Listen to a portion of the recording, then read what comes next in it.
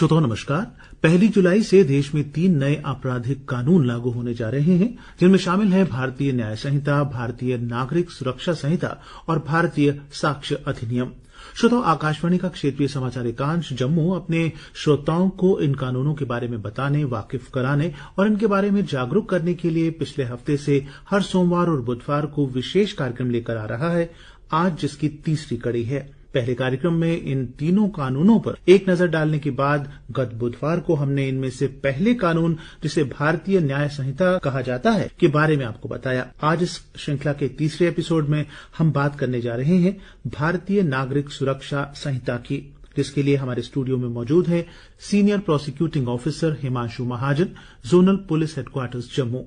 Sir, आपका इस कार्यक्रम में स्वागत है। धन्यवाद सर। तो सबसे पहले अपने श्रोताओं की जानकारी के लिए मैं ये पूछना चाहूंगा, ये जो 3 नए कानून आ रहे हैं, इनकी वजह क्या है? और खासतौर पर जिस विषय पर आज हम बात करने जा रहे हैं, भारतीय नागरिक सुरक्षा संहिता, उसके बारे में इसकी क्या जरूरत पड़ी और क्यों ये लागू किए जा रहे हैं? सर, पहले तो जैसे सबको पता है कि 3 कानून 1 जुलाई से जो है इम्प्लीमेंट होंगे। उससे पहले हमारे 3 जो क्रिमिनल लॉज हैं, पहला इंडियन पेनल कोड जो कि 1860 का बना हुआ है, सेकंड सीआरपीसी जो कि 1973 का है, और थर्ड इंडियन एविडेंस एक्ट जो 1872 के है। हम कहें तो ये ब्रिटिश एरा से ये जो कानून है लागू हुए हैं। With the passage of time इसमें काफी चेंजेस टाइम एंड अगेन आती रही, जिसमें अमेंडमेंट्स होती रही हमारे लॉ कमीशन ऑफ इंडिया के रिकमेंडेशंस के अकॉर्डिंग। इसमें टाइम एंड अगेन जो भी हमें लगता था कि नहीं इसमें ऐसा होना चाहिए, ये चेंजेस परिवर्तन होने चाहिए, और वो परिवर्तन टाइमली हुए। बट क्योंकि कंसिडरेशन हम ये देखते हैं कि ब्रिटिश एरा से थे, उस टाइम पे ब्रिटिशर्स ने अपने चॉइस, विम्स एंड विशेस के अकॉर्डिंग ये कानून बनाए थे।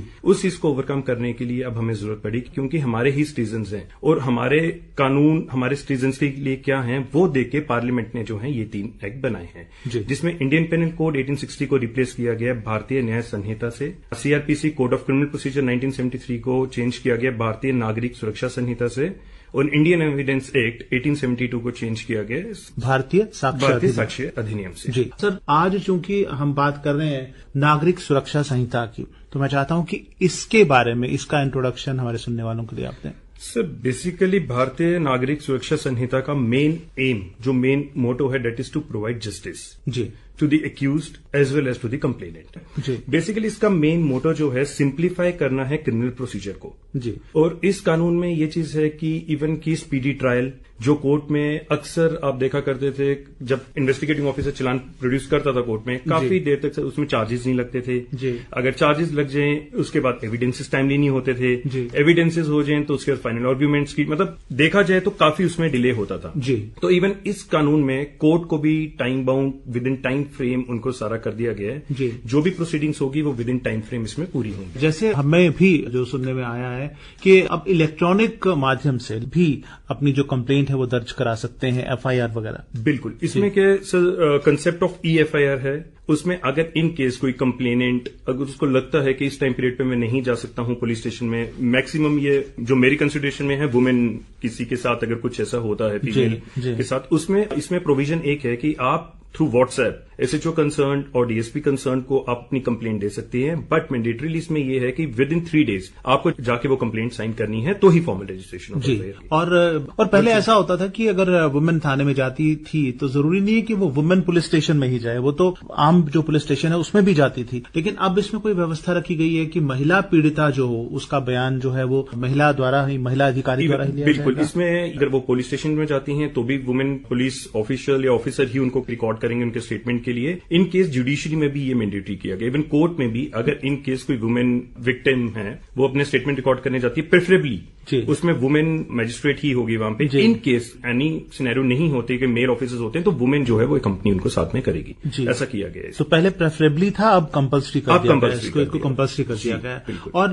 गिरफ्तार जो करता है किसी को कोई पुलिस ऑफिसर, उसकी पहचान और नंबर, वर्दी वगैरह जो है वो कहते हैं कि वो प्रोमिनेंटली लिखा जाना चाहिए कि जहां उससे आसानी से पढ़ा और देखा जा सके। अब इसमें इसका क्या मतलब? बेसिकली क्या है कि कभी पहले नॉर्मल लेटेड भी कोई एक्सीडेंट या कोई कंप्लेंट आती है, इमीडिएटली किसी को भी हमने अरेस्ट कर लिया, लाइक पुलिस ऑफिसर किसी को भी आईओ किसी को अरेस्ट कर लेते हैं। उस टाइम पे ये होता था, पता नहीं है किसको अरेस्ट किया है। हमारे ही घर के कोई साथ वाला घर है, लाइक की कोई पुलिस वाला आया और अरेस्ट करके चला गया, हमें नहीं पता वो किस थाने की गाड़ी थी या किस चौकी की थी। अब इसमें मैंडेटरी है उसके जो नेक्स्ट किन एंड किन जो फैमिली मेंबर्स है उसको इन्फॉर्म करना है किस ग्राउंड पे हम इनको लेके जा रहे हैं, और इवन इट इज मैंडेटरी कि उसके सिग्नेचर्स भी लेने हैं। तो इससे ये है एटलीस्ट किस पुलिस स्टेशन से कौन सा पुलिस ऑफिसर या ऑफिशियल आके हमारा फैमिली मेंबर्स या हमारे नेबर को किसी को लेके गया। पहले जैसे ऐसे समझा जाता था कि पुलिस है वो मनमर्जी कर रही है, किसी को भी उठा के ले जाएगी और वो आंसरेबल या अकाउंटेबल नहीं होगी। अकाउंटेबिलिटी तो इस बार फिक्स की गई, इस बार फिक्स हर एक चीज में इस नए कानून में अकाउंटेबिलिटी हर एक की फिक्स है। उसमें प्लस पॉइंट ये है कि एटलीस्ट मैंने क्या अपराध किया है मुझे तो पता होना चाहिए। ऐसा नहीं कि कोई भी उठ के XYZ मेरे खिलाफ कंप्लेंट ले गया, पुलिस वाले आते हैं और मेरे को उठा के ले गए, और इवन मेरे फैमिली मेंबर्स, मेरे रिलेटिव्स, इवन मेरे एडवोकेट को भी नहीं पता कि किसको अप्रोच करना है एक्चुअल में। जी, तो वो चीज इस एक्ट में जो है बड़ा इन्होंने क्लियर कट कर दिया।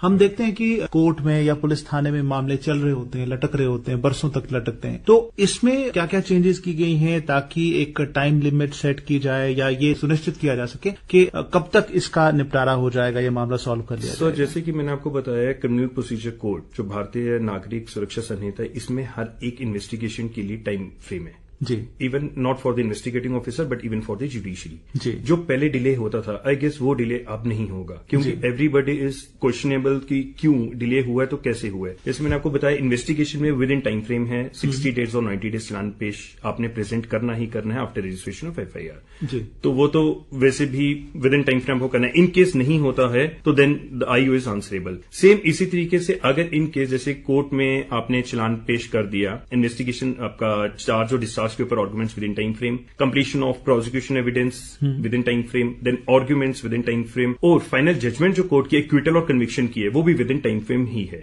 उसमें 30 डेज के अंदर आपने जजमेंट अनाउंस करनी है after final arguments. In case अगर 30 डेज में नहीं होती है then it should be done within 45 days. That too reason to be reduce, वो रीजन उनको देना पड़ेगा, वो क्यों बढ़ाया गया, कोर्ट में वो रीजन देना पड़ेगा कि इतना डिले क्यों हुआ है। जी हिमांशु जी, आज टीवी पर, रेडियो पर, अखबारों में इसी की चर्चा हो रही है, इन्हीं नए कानूनों की। तो मैं कहीं पढ़ रहा था कि यहाँ पर जो विक्टिम है, प्रभावित व्यक्ति जो है, जिस पर अपराध हुआ है या जो पीड़ित है, उसके राइट्स का खास तौर पर ध्यान रखा गया है। तो उनके लिए क्या ऐसी सुविधा या क्या चेंजेस की गई? मेन तो BNSS में ये किया गया है कि जो विक्टिम को राइट है to get copy of FIR free, वो अब उसको मिलेगा, मैंडेटरी है। जी, पहले क्या होता था कि मैं ही विक्टिम हूँ, मैं ही जा रहा हूँ पुलिस स्टेशन में FIR रजिस्टर करवाने, और पहले तो इट टेक्स डे और 2 जो भी था, अब तो हर एक चीज टाइम फ्रेम में है। बट मेरे को ही मेरी कंप्लेंट की कॉपी FIR की नहीं मिलती थी। अच्छा, now it has been made mandatory. जो भी इन्वेस्टिगेटिंग ऑफिसर है और द SHO कंसर्न, उसने फ्री ऑफ कॉस्ट विक्टिम को कॉपी प्रोवाइड करनी है। ये सेक्ट में जो है मेन चेंजेस। जी, तो इसी के साथ मैं आपको एक बात और बता दूं, जो ऑफेंसेस जिनमें पनिशमेंट 3 ईयर से ज्यादा और 7 ईयर से कम है, इसमें इस पर कंसेप्ट आ गया है प्रिलिमिनरी इंक्वायरी का, not below the rank of DYSP। अगर इन केस किसी SHO या IO को किसी को लगता है कि इस एप्लीकेशन में without before registration of FIR कि मैंडेटरी हम PE करें, और उसमें फिर मैं आपको रिपीट करूंगा, not below the rank of DSP, इसमें करेंगे प्रायर परमिशन जो है DSP रैंक ऑफिसर की लेनी पड़ेगी, और इसमें प्रिलिमिनरी इंक्वायरी करेंगे in order to ascertain the facts and truth in the application. वो मैंडेटरी ये किया गया कि इसमें 14 दिन के अंदर, 14 डेज के अंदर हमें इसमें प्रिलिमिनरी इंक्वायरी कंप्लीट करनी है, देन उसके बाद डिसीजन आएगा कि what further is to be done. हमारे कानून के तहत और जो पहले व्यवस्था थी उसके तहत जो बलात्कार के शिकार महिलाएं होती थी, रेप विक्टिम्स, उनके लिए काफी परेशानियां आती थी अपना मुकदमा लड़ने में या रिपोर्ट लिखाने में या दूसरी तरह से, और बहुत सारी प्रॉब्लम्स होती थी। उनके बारे में या उनकी सहूलत के लिए कुछ खास जो इंतजाम? मेन तो ये है, जो इसमें अपने रजिस्टर्ड मेडिकल प्रैक्टिशनर है, इन केसेस में जो भी एग्जामिनेशन ऑफ रेप विक्टिम की मेडिकल रिपोर्ट्स, पहले वो ही आने में काफी डिले होता था। जी,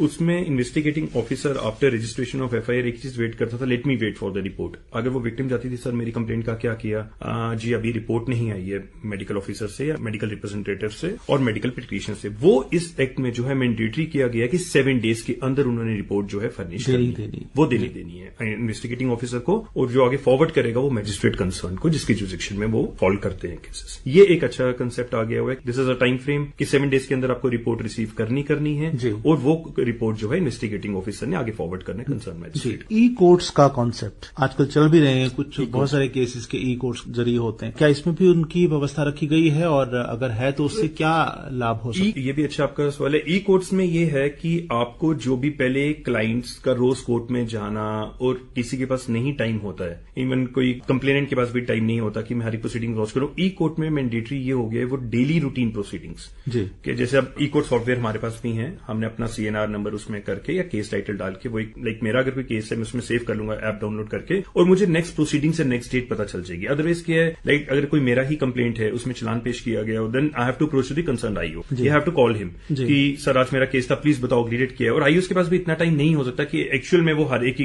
कॉल्स एंटरटेन कर सकें। तो ई कोर्ट का कंसेप्ट ये है, उसमें मैंडेटरी ये किया गया कि जजमेंट्स भी अब आपको विद इन 7 days और स्टिपुलेटेड टाइम पीरियड में आपको अपलोड करनी है। उसमें ये ईज ये है कि like as a client as accuse आपको पता चल रहा है कि मेरे केस की प्रोसीडिंग्स क्या हो रही है और कहां तक मेरा केस पहुंचा और नेक्स्ट डेट उसमें क्या है जी। और जैसे ई कोर्ट की जो व्यवस्था है ये सिर्फ हाई कोर्ट्स तक ही होगी या डिस्ट्रिक्ट कोर्ट या लोअर कोर्ट्स में भी? ये डिस्ट्रिक्ट कोर्ट्स में भी है, डिस्ट्रिक्ट कोर्ट्स में इनफैक्ट अभी भी ये चल रही है। बट कुछ चीजें हैं जैसे कि हम अगर देखें कि वर्कलोड इतना रहता है, रूटीन प्रोसीडिंग्स कोर्ट ऑर्डर्स हर एक केस में अपलोड नहीं होते हैं, बट वो भी मैंडेटरी किया गया है कि वो भी हमें अपडेट करने हैं जी। एक समस्या ये रहती थी कि मान लो मैं गाड़ी में जा रहा हूं, मुझसे एक्सीडेंट हो जाता है या कोई और गलती ऐसी हो जाती है तो कई बार मामला दर्ज करने में पुलिस का ये कहना होता है कि ये हमारा एरिया नहीं है, ये दूसरे पुलिस स्टेशन का एरिया है या कुछ है। तो ये मैं पढ़ रहा था कि इसमें वो भी व्यवस्था की है कि आप जो FIR है या रिपोर्ट है अपनी कहीं भी कर सकते हैं। बिल्कुल, इसमें क्या जीरो FIR का कंसेप्ट है। Zero FIR is irrespective of any jurisdiction. Like अगर मेरा कोई इंसिडेंट गांधीनगर पुलिस स्टेशन में हुआ है, ठीक है, और मैं त्रिकुटा नगर पुलिस स्टेशन में हूं एक्चुअल में, तो मुझे लगता है नहीं यार मेरे को वहां, बट इमीडिएट जहां पे मेरा है मेरे को लगता है ये दिस इज वाई अप्रोचेबल, तो मैं वहां पे जाके FIR रजिस्टर कर सकता हूं। देन वो एसएचओ कंसर्न का वो पार्ट है कि कंसर्न एसएचओ को इन्फॉर्म करें। पहले क्या होता था कि दे फ्लैटली रिफ्यूज, नहीं ये हमारी जुरिसडिक्शन नहीं है, आप please go to this police station, go to this, वो चीज नहीं है। अब जीरो FIR का कंसेप्ट जो है वो इस नए एक्ट में जो है वो आ गया, तो उसकी भी बहुत फायदा मिलेगा या बहुत सुविधा। हाँ बिल्कुल, उन लोगों को जिनको इमीडिएट रिलीफ चाहिए उनको तो फायदा मिलेगा। अदरवाइज यही होता था कि नहीं तुम वहां जाओ, फिर उसको पता नहीं है मैंने काम पे जाना है, जब उस पुलिस स्टेशन में जाता था कंसर्न में वो कहते थे नहीं तुम्हें यहाँ क्यों भेजा, तुम वहां जाओ, वो चीज जो है वो ओवरकम हो सकती जी। क्योंकि ये जो अधिनियम है इसकी हम संहिता की बात कर रहे थे, ये है ही नागरिक की सुरक्षा के लिए है। तो मैं चाहूंगा कि आज आप यहाँ आए हैं, हमारे सुनने वालों को, हमारे श्रोताओं को आप क्या कहना चाहेंगे कि जो नए चेंजेस आए हैं, लॉ में जो चेंजेस की गई हैं, नए कानून लाए गए हैं, इनका वो किस तरह से फायदा बेखौफ होकर बिना डरे इसका फायदा उठाएं?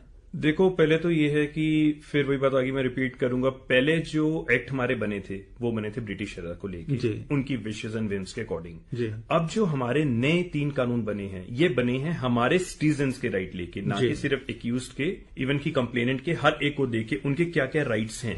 कभी कभी क्या होता है कि सिर्फ एक ग्रजेस के लिए हम एक दूसरे के अगेंस्ट कंप्लेंट्स, फॉल्स कंप्लेंट, फ्रीडलेस कंप्लेंट कर देते हैं, तब भी उसको एक शिकार होना पड़ता है एक्चुअल में, जिसको उसको लगता है मैंने तो यार कोई गिल्ट किया नहीं है।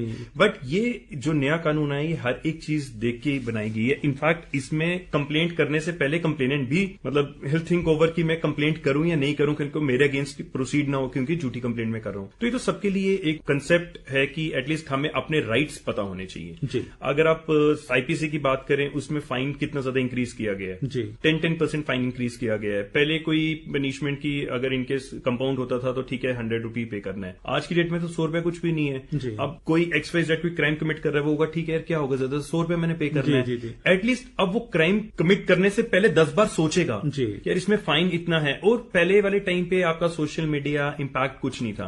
आज की डेट में आपको पता है एक किसी के अगेंस्ट FIR लगती है और ऑलमोस्ट पूरे इंडिया को पता चल जाता है या JNK में उसके खिलाफ ये FIR लगी है। तो क्राइम पे वो चीज मेरे को लगता है सोशल मीडिया का इंपैक्ट तो है, क्राइम करने से पहले 10 बार इंसान सोचेगा कि यार हम करें, और अगर करेंगे फैमिली का क्या इंपैक्ट रहेगा, मेरे मदर फादर की रेपुटेशन, वो सारी चीजें तो हैं। मतलब मेरे को ये लगता है कि जिस हिसाब से हमने इसमें पनिशमेंट इंक्रीज कर दी है, then secondly fine more than 10 times increase हुआ है, किसी केसेस में तो काफी ज्यादा भी हुआ है, तो उसमें एक सुधार तो बट ऑफ सोसाइटी में आएगा। जी हिमांशु जी, आप अपने बिजी शेड्यूल से आपने टाइम निकाला, हमारे श्रोताओं के लिए ढेर सारी जानकारी आपने साझा की, आपका बहुत बहुत शुक्रिया। Thank you so much sir.